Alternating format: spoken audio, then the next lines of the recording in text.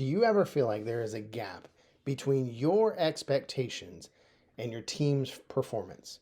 Do you ever feel like your team is out of sync or just can't figure out how to click with one another? And particularly, do you feel like they're out of sync with you, that you're going in this direction and they kind of feel like they're either going in that direction or they're going in all kinds of directions, but not the direction that you're going?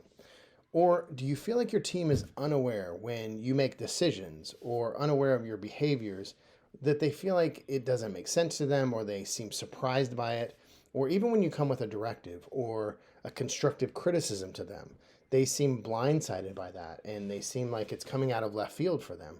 And there's just, again, there's a element of being out of sync and they're just not on the same page with you. If you're feeling that, then there's a good chance that your team's expectations are not where they need to be.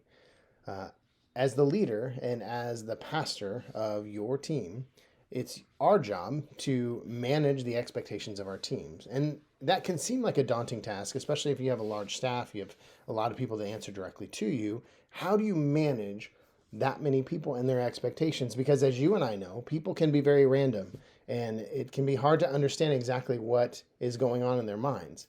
But I'm going to show you 4 quick ways, easy ways that you can manage the expectations of your team. And quite honestly, when their expectations are managed, it's going to increase their morale, it's going to increase their overall performance, and it's going to increase their chemistry with each other as well as with you.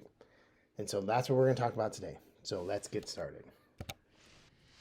So the big question is this: how do pastors like us, who remain focused on the mission of Jesus and serving our communities without being distracted by everything in the world around us, how do we increase our effectiveness while living a lifestyle that doesn't compromise our health, our families, or our personal relationships with Jesus? That's the question this podcast is going to answer. I'm Dr. Brandon Party Cooper, and welcome to the Ministry Hackers Podcast. Welcome to this episode of the Ministry Hackers Podcast. I hope you are doing wonderfully. I hope that this podcast comes to you at a great time in your day where you can focus in, where you can learn with me, and we can together figure out how you can live your dream life in ministry. I'm going to be honest with you. I'm coming to you today on very little sleep. My 2-year-old was up for most of the night, and so I was up with him. My throat is a little croaky, so I have my tea with me today. So if I'm drinking out of that, for those of you watching on the video, I do apologize. But still, it's a great day, wonderful day here in Virginia Beach. And so if you're ever looking for a place to come and visit, come visit me here in Virginia Beach. It's beautiful. Beaches are wonderful. Lots of great things to do. And I would love to see you here in Virginia Beach. And so I'm excited about this episode. I'm so glad that you're here with me. So glad you're taking time out of your day to join me. I'm excited to jump into this topic today because I think that this is a lot of the problems that we have on our teams can be solved by managing the expectations on our team, what they're expecting and what you're expecting of them. But before I dive into that, I want to ask you the question: do you feel like you are just not capable of putting together a website for your church that is effective? I know for me, when I was given the task to change the church's website, it was overwhelming. I felt like there was no way I was going to do it. I'm not techie. I'm not a designer. I don't really have a good sense of how to build a website. But what I have done over the last 4 years is I have not only built that website, but multiple other websites after that. And I'm still not a designer. I still wouldn't consider myself a web designer. I still wouldn't consider myself even all that techie when it comes to building stuff on the internet. But what I have done is I figured out a very simple way that any one of us can build a powerful, effective website for our churches on a very, very low budget with very little maintenance. And so that's what I want to do. I want to offer you a cheat sheet that's going to show you exactly how to do that in 30 days. And so if you go to brandonpartycooper.com/30-day website, you can download the free cheat sheet right there. It's going to walk you step by step all the way through 30 days. Day 1, do this. Day 2, do that. It's going to walk you all the way through, all the way to day 30.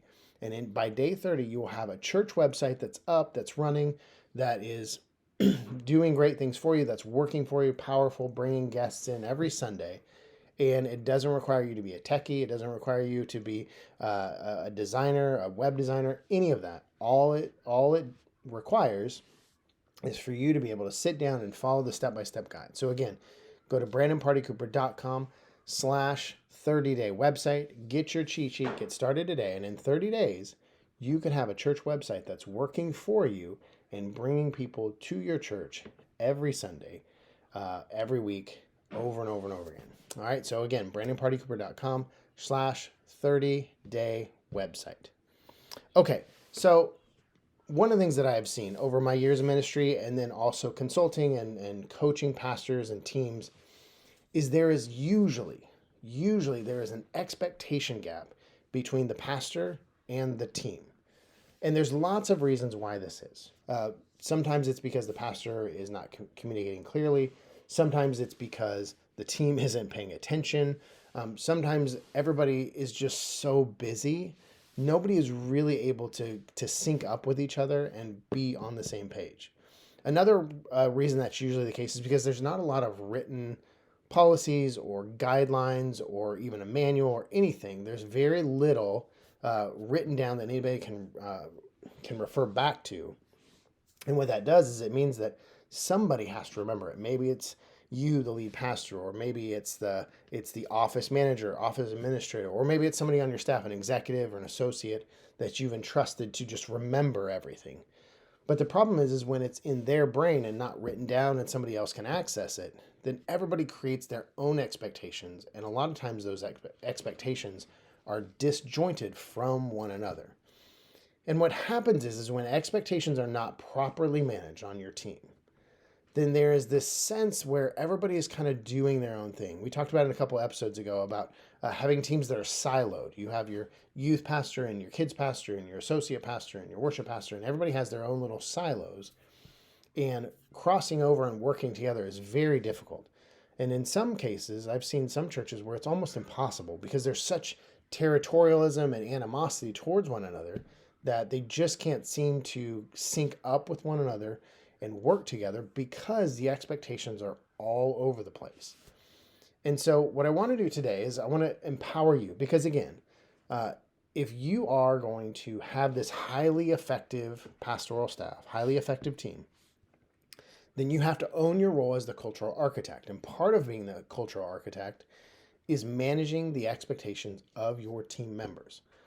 Now that can seem daunting because especially if you have 3, 4, 5 or more staff members, the feeling is how am I supposed to manage the expectations of that many people? And quite honestly, it goes back to what we talked about in a couple episodes about owning your role as the cultural architect that will manage the expectations. And I'm going to give you 4 ways that you can manage their expectations very simply, very easily, very quickly, built into your day-to-day function that you don't have to do anything extra. You just have to follow these 4 guidelines or these 4 keys, and you will manage the expectations of your team on a regular basis. Everybody will sync up and be on the same page. And quite honestly, morale will go up, performance will go up, chemistry will go up, unity will go up. And you know that when you have a unified team working on advancing the kingdom of God, God can do great things. One of the greatest tools that Satan has against us as Christ followers is creating disunity. And if he can create disunity on your team and your pastoral staff, if he can create disunity there, then there will be disunity throughout your entire church.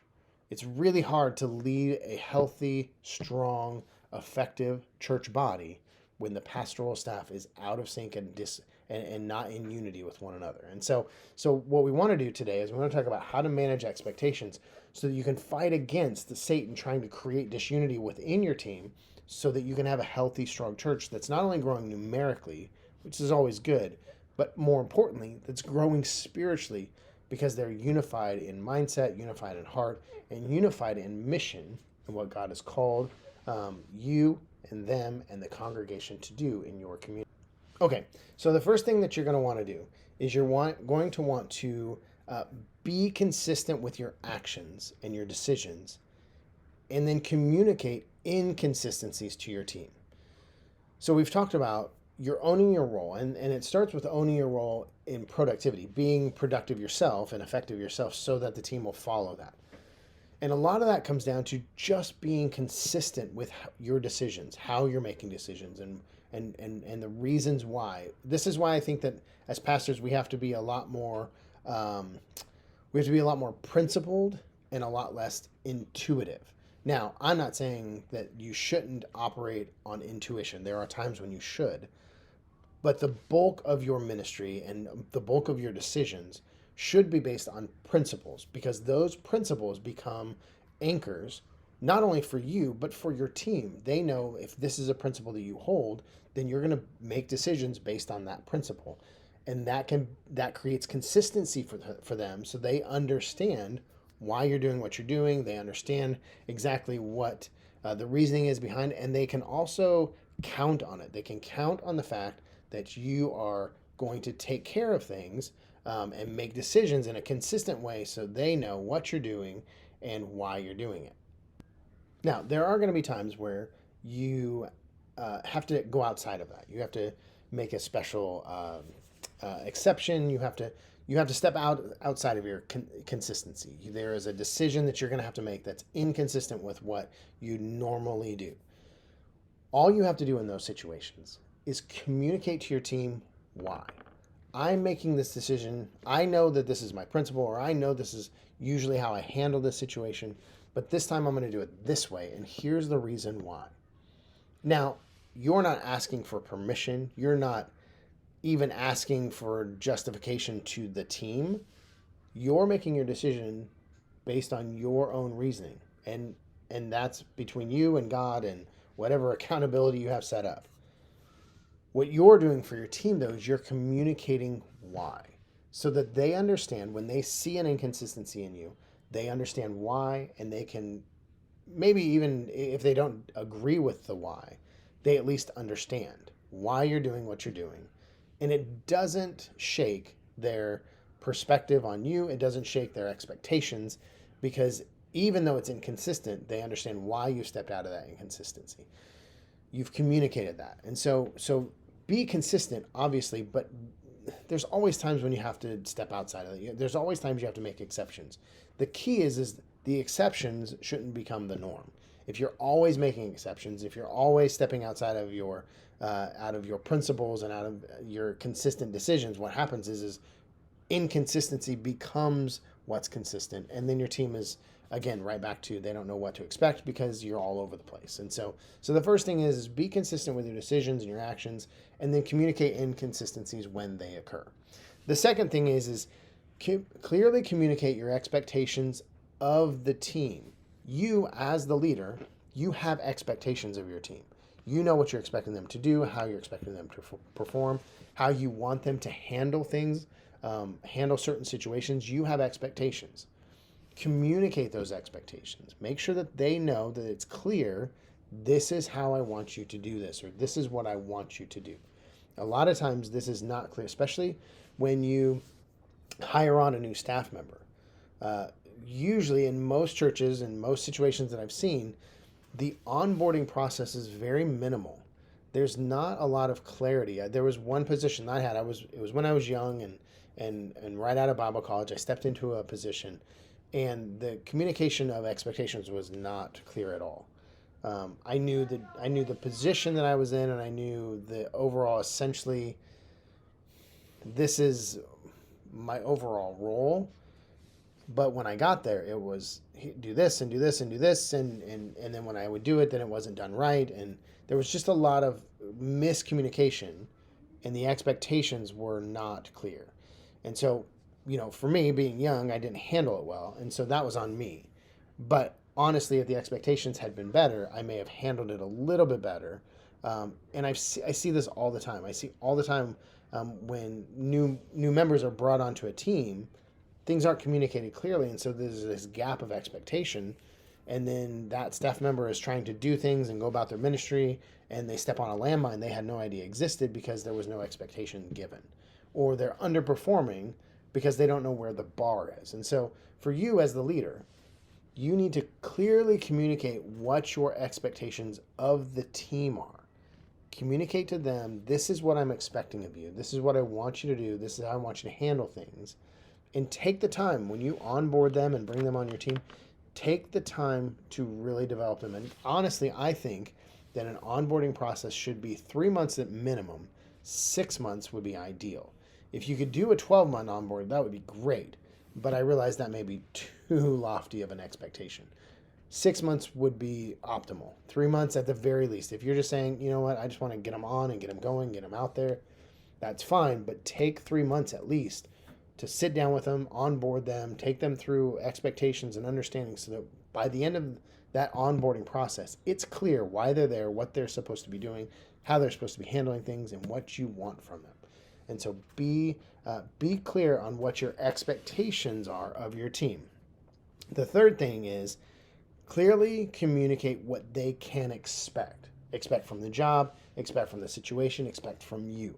The first one is you're clearly communicating your expectations, but now clearly communicate to them what they can expect from you, from the job, from the situation they're in. If they're taking over, let's say you have a new kids pastor and they're taking over the Easter egg hunt that's coming up in April. Well, don't just say, hey, we do an Easter egg hunt, here's how we've done it in the past, and here's all the information you need to do that. Don't just do that, because all you've done is passed on information. What you need to do is you need to clearly communicate what they can expect from the overall experience. They can expect X amount of people to show up. They can expect X amount of volunteers from the church to be a part. They can expect X amount of money from sponsors in the community. They can expect, having to stuff X amount of Easter eggs, whatever. They can expect, maybe they're moving to where you are in, I don't know, in Montana, and they came from Florida. Well, this is what you can expect in April with the weather, whatever the case is. Like, clearly communicate what they can expect. If they're coming on your team, this is how we function as a team, and this is what you can expect as a member of this team. This is, what you can expect. If you're sick, this is what you can expect from us. What we'll do in those situations. Or if you have a tragedy in your family and you have to leave, this is what you can expect. Clearly communicate what they can expect. And quite honestly, this is probably one of the more important ones. Because when they have expectations of you, of the job, of the situation, whatever, they have expectations and that's not being met, then what will happen is your morale of your team will go down in a hurry, especially if they're a new hire, because they're coming on with all these high expectations and hopes, and they're looking to change the world at your church, and then they're blindsided by an expectation that they had, but wasn't clearly communicated what to expect from the situation. And now they're off their game. I had one situation where I saw a church, they hired a new kids pastor, and within a month, it was very clear that the expectation gap was huge, and that kids pastor was on his heels within a month, and he never really recovered for the year and a half that he was there. He was always on his heels, always trying to play catch up, always trying to figure out what the expectations were. Always trying to, please parents, please the pastor, wrangle all the kids, whatever. He never really recovered, and honestly, it would have been easy fix on the front end. This is what we expect. This is what you're coming into. This is what you can expect from this situation, from the volunteers, from the kids ministry. This is what you can expect. If that gap had been closed, or at least made smaller on the front end, his experience at that church would have been a whole lot different. Unfortunately, after a year and a half, he was asked to leave because it was deemed that he was ineffective as the kids pastor. And then he went on to be a kids pastor in another church and did wonderfully. It wasn't really about his ability. It was more about just the lack of communication and the gap of expectation. And so if you're feeling like you have a team member who is frustrated, probably there's a good chance that you haven't clearly communicated what they can expect as a member of your staff. And then the fourth thing, and this is the final one, the fourth thing is sit down individually with them and ask them about their expectations. The first three are about you communicating expectations to them, clearly communicating, I'm going to behave and act and make decisions this way so that you can have a clear expectation of what I'm doing, or I'm going to communicate my expectations of you as an individual, or I'm going to communicate what you can expect from the situation from me. But the fourth step is to sit down with them and ask them, what are your expectations? And you can obviously need to do this in the hiring process, but even when you have team members who've been on the team for years, their expectations change, or their needs change, and so they have expectations that maybe at one point they didn't have. And so even sitting down in your one-on-one monthly meetings that you have with them, sit down and just ask, what do you expect? What are you expecting from me? What are you expecting from your position? What are you expecting from your volunteers? What are you expecting from this event? Whatever. What are your expectations? And quite honestly, this is key, because it not only gives you the insight that you need to properly and effectively lead your team, but it also endears them to you. Because all of us have been under leaders who just tell us what to do. Very few of us have been privileged to serve a leader who actually wants to know what we expect, what we want, what we need. Maybe in moments of crisis or difficulty or situation, or when it's clear that I'm overwhelmed, does the pastor come and say, hey, what's going on? What can I do for you? But when you're sitting down in a monthly one-on-one meeting, and in that meeting you're asking, what are you expecting from this?